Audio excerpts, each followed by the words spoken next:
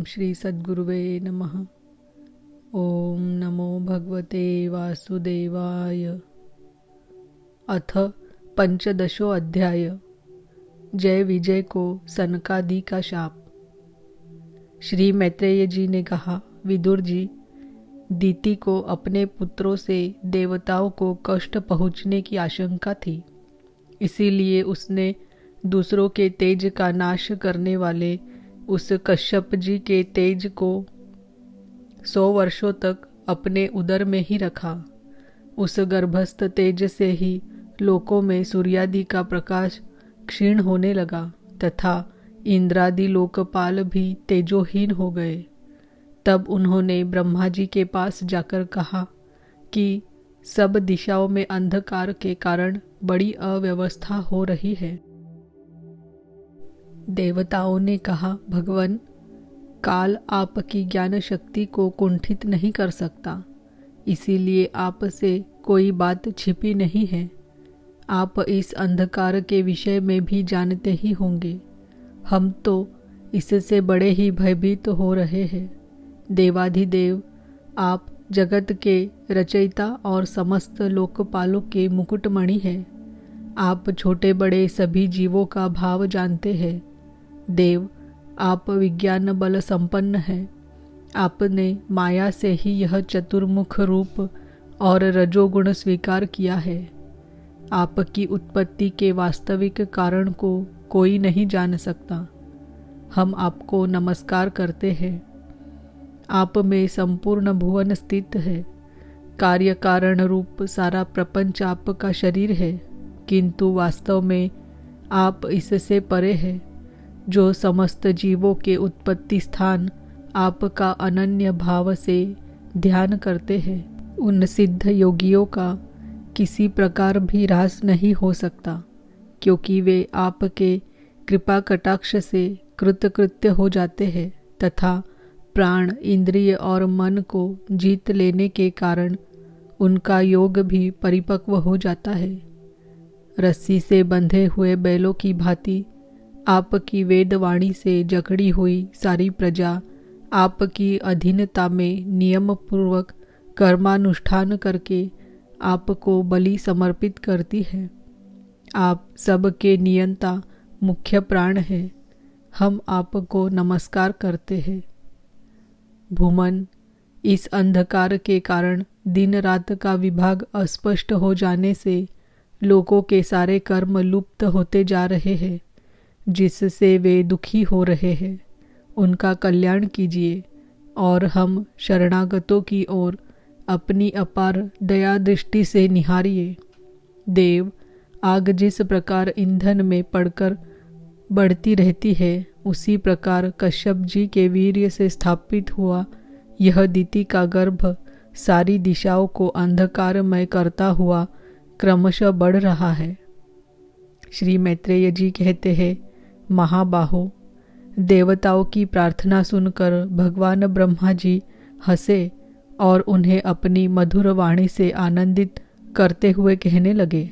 श्री ब्रह्मा जी ने कहा, देवताओं, तुम्हारे पूर्वज मेरे मानस पुत्र सनकादि लोकों की आसक्ति त्याग कर समस्त लोकों में आकाश मार्ग से विचरा करते थे। एक बार वे भगवान विष्णु के शुद्ध सत्वमय सब लोकों के शिरोभाग में स्थित वैकुंठ धाम में जा पहुँचे। वहाँ सभी लोग विष्णु रूप होकर रहते हैं और वह प्राप्त भी उन्हीं को होता है जो अन्य सब प्रकार की कामनाएं छोड़कर केवल भगवत चरण शरण की प्राप्ति के लिए ही अपने धर्म द्वारा उनकी आराधना करते हैं। वहाँ वेदांत प्रतिपाद्य धर्ममूर्ति श्री आदि नारायण हम अपने भक्तों को सुख देने के लिए शुद्ध सत्वमय स्वरूप धारण कर हर समय विराजमान रहते हैं। उस लोक में नैश्रेयस नाम का एक वन है जो मूर्तिमान कैवल्य सा ही जान पड़ता है। वह सब प्रकार की कामनाओं को पूर्ण करने वाले वृक्षों से सुशोभित है, जो स्वयं हर समय 6 ऋतुओं की शोभा से संपन्न रहते हैं। वहाँ विमानचारी गंधर्वगण अपनी प्रियाओं के सहित अपने प्रभु की पवित्र लीलाओं का गान करते रहते हैं, जो लोगों की संपूर्ण पाप राशि को भस्म कर देने वाली है। उस समय सरोवर में खिली हुई मकरंदपूर्ण वासंतिक माधवी लता की सुमधुर गंध उनके चित्त को अपनी ओर खींचना चाहती है, परंतु वे उसकी ओर ध्यान नहीं देते, वरन उस गंध को उड़ाकर लाने वाले वायु को ही बुरा भला कहते हैं। जिस समय भ्रमरराज ऊंचे स्वर से गुंजार करते हुए मानो हरि कथा का गान करते हैं, उस समय थोड़ी देर के लिए कबूतर, कोयल, सारस, चकवे, पपीहे, हंस, तोते, तीतर और मोरों का कोलाहल बंद हो जाता है, मानो वे भी उस कीर्तनानंद में बेसुध हो जाते हैं। श्री हरि तुलसी से अपने श्री विग्रह को सजाते हैं और तुलसी की गंध का ही अधिक आदर करते हैं। यह देखकर वहाँ के मंदार, कुंद, कुर्बक, तिलक वृक्ष, उत्पल, रात्रि में खिलने वाले कमल, चंपक, अर्ण, पुन्नाग, नागकेसर, बकुल, मौलसिरी, अंबुज, दिन में दिखने वाले कमल और पारिजात आदि पुष्प सुगंध युक्त होने पर भी तुलसी का ही तप अधिक मानते हैं। वह लोग वैदुर्य, मरकत, मणि, पन्ने और सुवर्ण के विमानों से भरा हुआ है। ये सब किसी कर्म फल से नहीं, बल्कि एकमात्र श्री हरि के पाद पद्मों की वंदना करने से ही प्राप्त होते हैं। उन विमानों पर चढ़े हुए कृष्ण प्राण भगवत भक्तों के चित्तों में बड़े बड़े नितंबों वाली सुमुखी सुंदरियां भी अपनी मंद मुस्कान एवं मनोहर हास परिहास से काम विकार नहीं उत्पन्न कर सकती।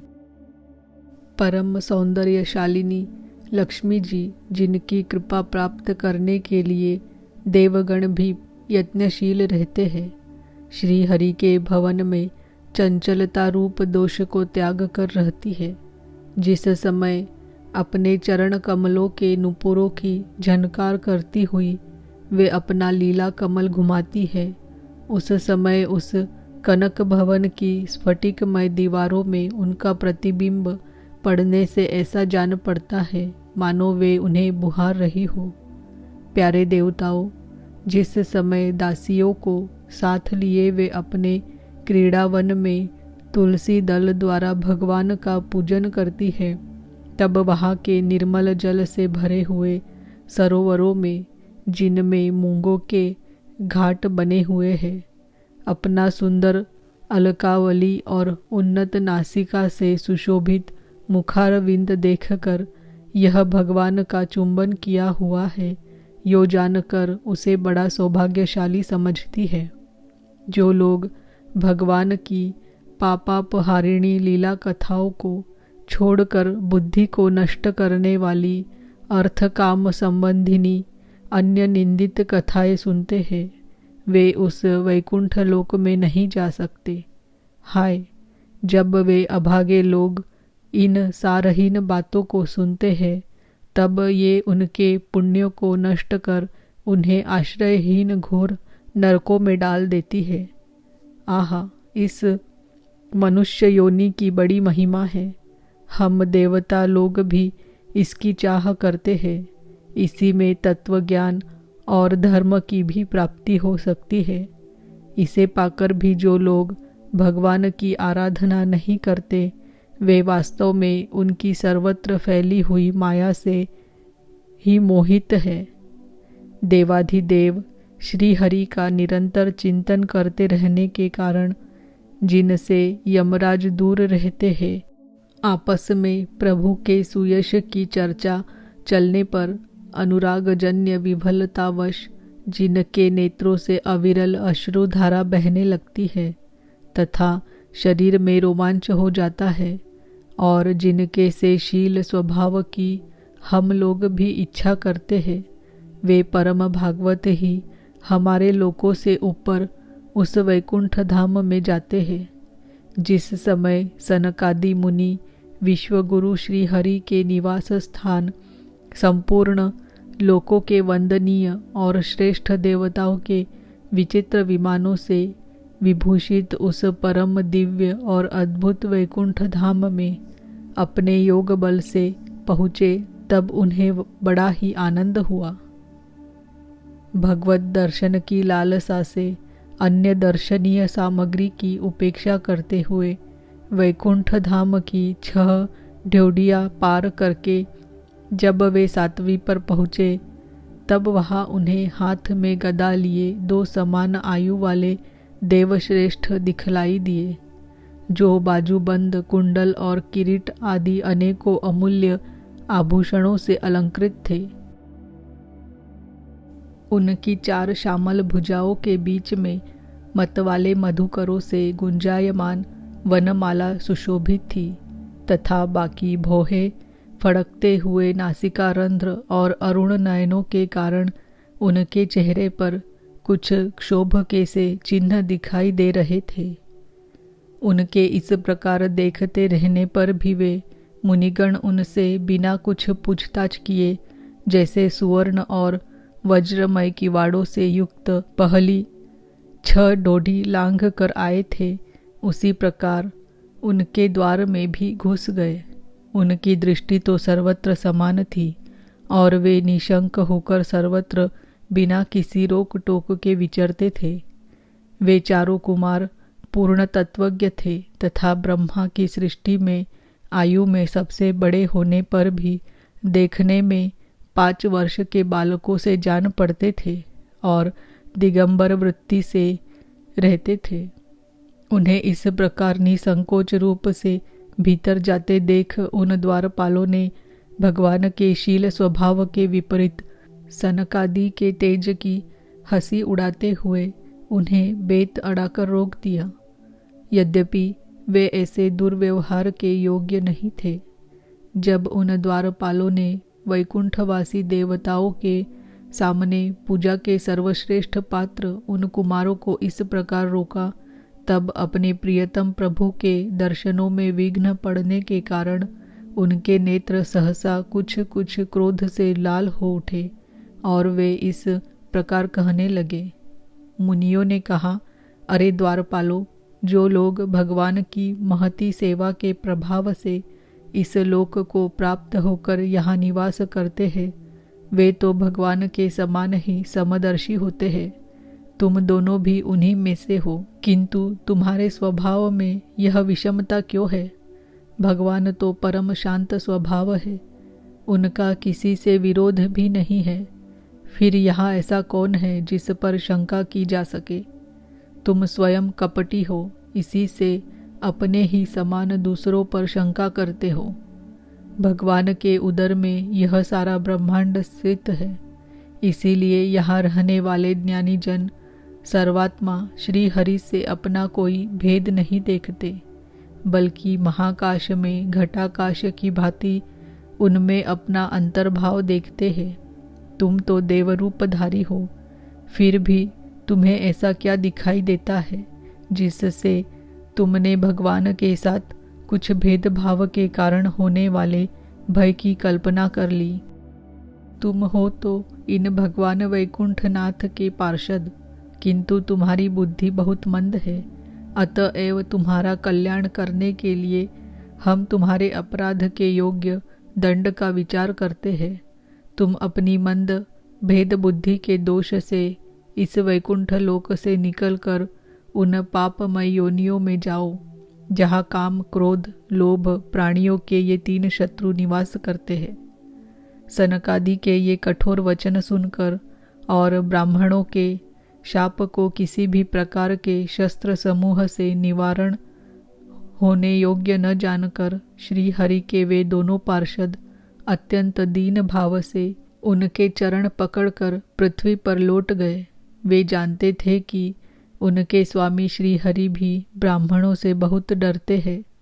फिर उन्होंने अत्यंत आतुर होकर कहा, भगवान, हम अवश्य अपराधी हैं, अतः आपने हमें जो दंड दिया है वह उचित ही है और वह हमें मिलना ही चाहिए।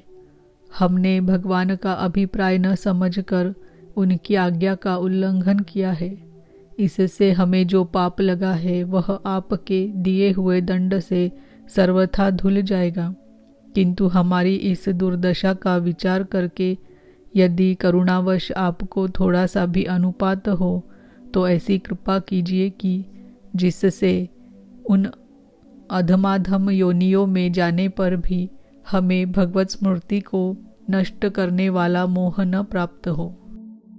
इधर जब साधुजनों के हृदय धन भगवान कमलनाभ को मालूम हुआ कि मेरे द्वारपालों ने सनकादि साधुओं का अनादर किया है, तब वे लक्ष्मी जी के सहित अपने उन्हीं श्री चरणों से चलकर ही वहाँ पहुँचे, जिन्हें परमहंस मुनिजन भी ढूंढते रहते हैं, सहज में पाते नहीं। सनकादि ने देखा कि उनकी समाधि के विषय श्री वैकुंठनाथ स्वयं उनके नेत्र गोचर होकर पधारे हैं। उनके साथ साथ पार्षदगण छत्र चामर आदि लिए चल रहे हैं तथा प्रभु के दोनों ओर राजहंस के पंखों के समान दो श्वेत चंवर डुलाए जा रहे हैं। उनकी शीतल वायु से उनके श्वेत छत्र में लगी हुई मोतियों की झालर हिलती हुई ऐसी शोभा दे रही है मानो चंद्रमा की किरणों से अमृत की बूंदें झर रही हो। प्रभु समस्त सद्गुणों के आश्रय है। उनकी सौम्य मुख मुद्रा को देखकर जान पड़ता था मानो वे सभी पर अनवरत कृपा सुधा की वर्षा कर रहे हैं। अपनी स्नेहमयी चितवन से वे भक्तों का हृदय स्पर्श कर रहे थे और उनके सुविशाल श्याम वक्ष स्थल पर स्वर्ण रेखा के रूप में जो साक्षात लक्ष्मी विराजमान थी, उनसे मानो वे समस्त दिव्य लोकों के चूड़ामणि वैकुंठ धाम को सुशोभित कर रहे थे। उनके पीतांबर मंडित विशाल नितंबों पर झिलमिलाती हुई करधनी और गले में भ्रमरों से मुखरित वनमाला विराज रही थी तथा वे कलाइयों में सुंदर कंगन पहने अपना एक हाथ गरुड़ जी के कंधे पर रख दूसरे से कमल का पुष्प घुमा रहे थे। उनके अमोल कपोल बिजली की प्रभा को भी लजाने वाले मकराकृत कुंडलों की शोभा बढ़ा रहे थे। उभरी हुई सुघड़ नासिका थी, बड़ा ही सुंदर मुख था, सिर पर मणिमय मुकुट विराजमान था तथा चारों भुजाओं के बीच महामूल्यवान मनोहर हार की और गले में कौस्तुभ मणि की अपूर्व शोभा थी। भगवान का श्री विग्रह बड़ा ही सौंदर्यशाली था। उसे देखकर भक्तों के मन में ऐसा वितर्क होता था कि इसके सामने लक्ष्मी जी का सौंदर्याभिमान भी गलित हो गया है। ब्रह्मा जी कहते हैं, देवताओं, इस प्रकार मेरे महादेव जी के और तुम्हारे लिए परम सुंदर विग्रह धारण करने वाले श्री हरि को देखकर सनकादि मुनीश्वरों ने उन्हें सिर झुकाकर प्रणाम किया। उस समय उनकी अद्भुत छवि को निहारते निहारते उनके नेत्र तृप्त नहीं होते थे। सनकादि मुनीश्वर निरंतर ब्रह्मानंद में निमग्न रहा करते थे, किंतु जिस समय भगवान कमल नयन के चरणारविंद मकरंद से मिली हुई तुलसी मंजरी के गंध से सुवासित वायु ने नासिका रंध्रों के द्वारा उनके अंतकरण में प्रवेश किया, उस समय वे अपने शरीर को संभाल न सके और उस दिव्य गंध ने उनके मन में भी खलबली पैदा कर दी। भगवान का मुख नील कमल के समान था। अति सुंदर अधर और कुंदकली के समान मनोहर हास से उसकी शोभा और भी बढ़ गई थी। उसकी झांकी करके वे कृतकृत्य हो गए और फिर पद्मराग के समान लाल लाल नखों से सुशोभित उनके चरण कमल देखकर वे उन्हीं का ध्यान करने लगे। इसके पश्चात वे मुनिगण अन्य साधनों से सिद्ध न होने वाली स्वाभाविक अष्टसिद्धियों से संपन्न श्री हरि की स्तुति करने लगे, जो योग मार्ग द्वारा मोक्ष पद की खोज करने वाले पुरुषों के लिए उनके ध्यान का विषय अत्यंत आदरणीय और नयनानंद की वृद्धि करने वाला पुरुष रूप प्रकट करते हैं। सनकादि मुनियों ने कहा, अनंत, यद्यपि आप अंतर्यामी रूप से दुष्ट चित्त पुरुषों के हृदय में भी स्थित रहते हैं, तथापि उनकी दृष्टि से ओझल ही रहते हैं, किंतु आज हमारे नेत्रों के सामने तो आप साक्षात विराजमान हैं। प्रभो, जिस समय आप से उत्पन्न हुए हमारे पिता ब्रह्मा जी ने आपका रहस्य वर्णन किया था, उसी समय श्रवण रंध्रों द्वारा हमारी बुद्धि में तो आप आ विराजे थे, किंतु प्रत्यक्ष दर्शन का महान सौभाग्य तो हमें आज ही प्राप्त हुआ है। भगवान, हम आपको साक्षात परमात्म तत्व ही जानते हैं। इस समय आप अपने विशुद्ध सत्वमय विग्रह से अपने इन भक्तों को आनंदित कर रहे हैं।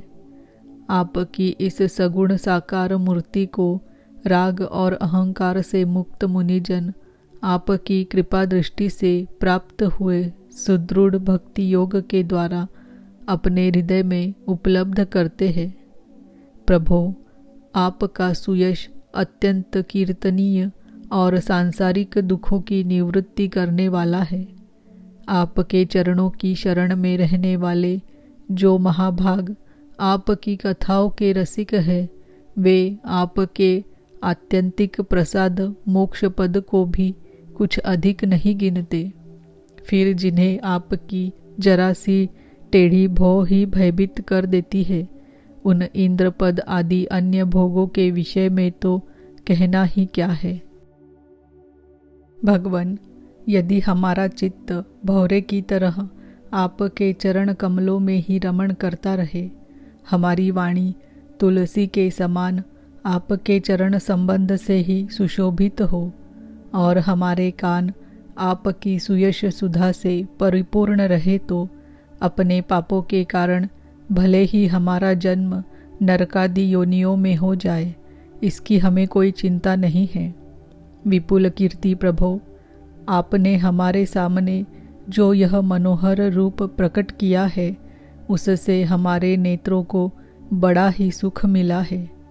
विषयासक्त अजितेंद्रिय पुरुषों के लिए इसका दृष्टिगोचर होना अत्यंत कठिन है। आप साक्षात भगवान हैं और इस प्रकार स्पष्टतया हमारे नेत्रों के सामने प्रकट हुए हैं। हम आपको प्रणाम करते हैं।